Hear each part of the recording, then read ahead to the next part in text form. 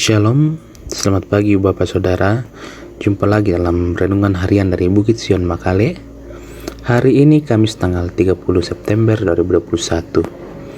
Bacaan kita hari ini berdasarkan bacaan harian Gereja Toraja dari Galatia 3 ayat 15 sampai 19. Sebelum kita membaca firman ini, kita minta hikmat dari pada Roh Kudus dan kita berdoa. Ya Bapa dalam surga, kami mengucap syukur dan berterima kasih untuk hari baru anugerah-Mu, sehingga kami boleh ada sebagaimana kami ada saat ini.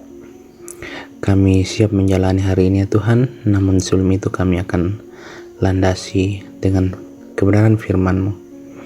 Berikan kami hikmat untuk memahami kebenaran firman ini, supaya boleh menjadi kekuatan bagi kami menjalani hari ini. Ya Bapa dalam surga, kami telah siap mendengarkan firman-Mu. Kami serahkan waktu ini hanya dalam nama Yesus. Amin. Galatia pasal 3 ayat 15 sampai ayat ke-19. Lembaga Alkitab Indonesia memberi judul Hukum Taurat atau Janji. Saudara-saudara, baiklah kupergunakan suatu contoh dari hidup sehari-hari, suatu wasiat yang telah disahkan, sekalipun ia dari manusia, tidak dapat dibatalkan atau ditambahi oleh seorang pun. Adapun kepada Abraham diucapkan segala janji itu, dan kepada keturunannya.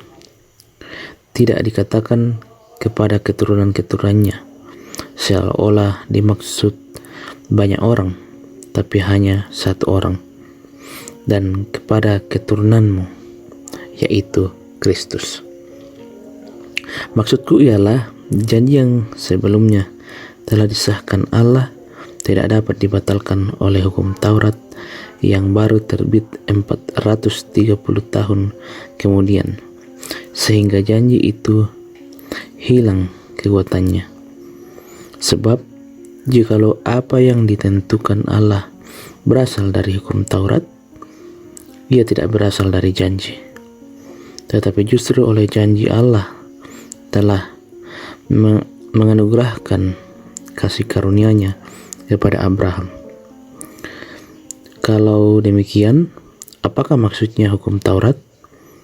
Ia ditambahkan oleh karena pelanggaran-pelanggaran sampai datang keturunan yang dimaksud oleh janji itu, dan ia disampaikan dengan perantaraan malaikat-malaikat ke dalam tangan seorang pengantara. Amin. Baik Bapak Ibu, dari bacaan kita ini diberikan judul Hidup dan Janji. Seorang yang ingin menyerahkan harta warisannya kepada keturunannya atau kepada siapa ia ingin mewariskan warisannya, maka ia perlu membuat surat wasiat. Jika surat wasiat itu sudah jadi dan telah disahkan, maka surat wasiat itu tidak dapat dibatalkan atau ditambahi oleh siapapun. Bapak Ibu Saudara, setelah menasihati orang-orang percaya di Galilea mengenai keselamatan yang diperoleh dengan cara beriman kepada Yesus Kristus dan juga melakukan hukum Taurat, Rasul Paulus kemudian mengambil contoh bagaimana Abraham dibenarkan. Kita bisa lihat di Kejadian pasal 12 ayat 7, ketika Allah menampakkan diri kepada Abraham, ia berjanji tentang keturunannya, dan saat itu jugalah Abraham percaya kepada Allah. Maka Allah memperhitungkan hal itu kepadanya sebagai kebenaran, yang berarti bahwa iman Abraham melekat pada firman dan janji Allah. Rasul Paulus kemudian menunjukkan kepada orang-orang di Galatia dan juga bagi kita bahwa kita tidak dapat dibenarkan kecuali melalui iman yang berpegang teguh pada Injil.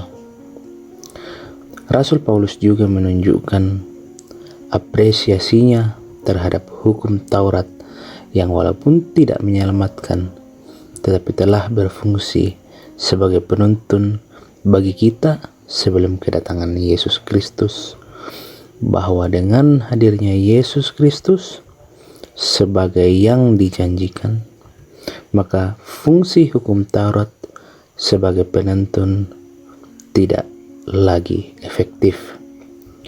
Bapak, Ibu, Saudara, di dalam Yesus Kristus kita punya identitas yang baru, yaitu disebut sebagai anak-anak Allah, yang membuat kita juga menikmati janji Allah yang kekal, yaitu keselamatan dalam Yesus Kristus.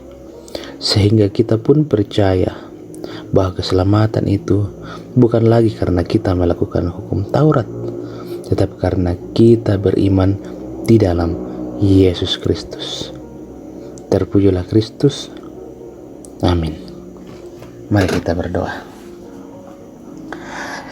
Bapa, kami berterima kasih untuk kebenaran firman-Mu di pagi hari ini yang boleh menegur kami, mengingatkan kami kembali sebagai anak-anak Tuhan, yaitu kami sebagai orang yang percaya telah dibaharui dan telah mendapatkan keselamatan yang kekal karena iman kami bahwa Yesus Kristus adalah juru selamat satu-satunya. Saat ini ya Bapa, kami datang bersama berdoa untuk jemaat Tuhan yang dalam pekerjaan apapun yang dikerjakan, kiranya Tuhan buat berhasil. Berikan kekuatan dan kemampuan dalam melaksanakan setiap tanggung jawab.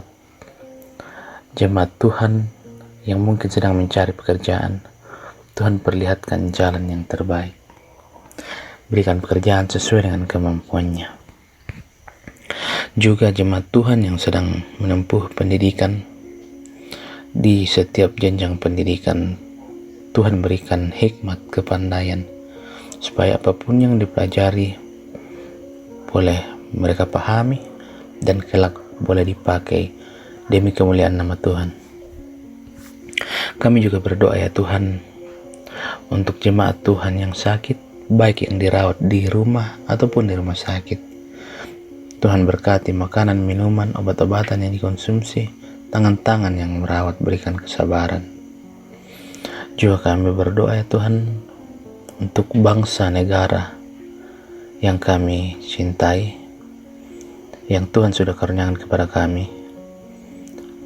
Peliharakan sehingga bangsa kami tetap bersatu, maju, terutama di tengah pandemi COVID-19.